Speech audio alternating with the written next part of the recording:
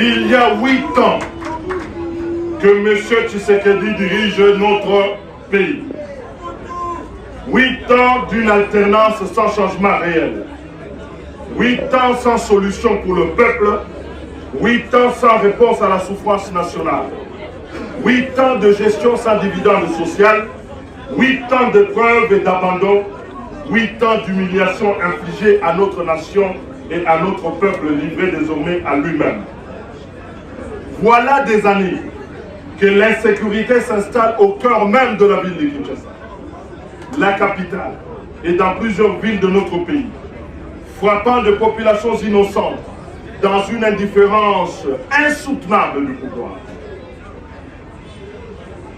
On tue, on agresse, on kidnappe, on viole, on fait des braquages en plein jour, on sème la peur.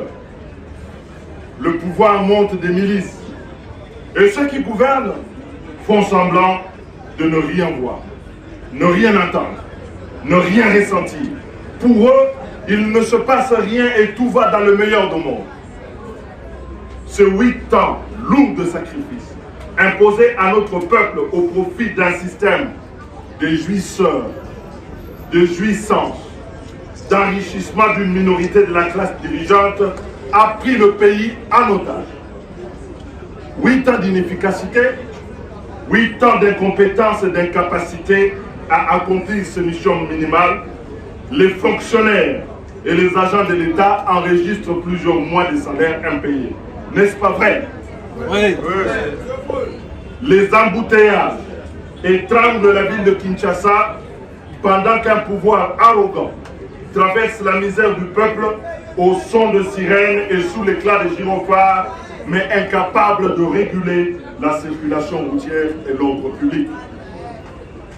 Kinshasa s'enfonce dans l'insalubrité indigne d'une capitale, au milieu de déchets, du désordre et l'abandon de routes défoncées, un désordre de l'espace urbain que le pouvoir fait semblant de découvrir au détour d'un conseil de ministres pour ne pas assumer le désastre de son incurie. Oui, 8 ans de souffrance, c'est trop. 8 ans de souffrance, cela suffit.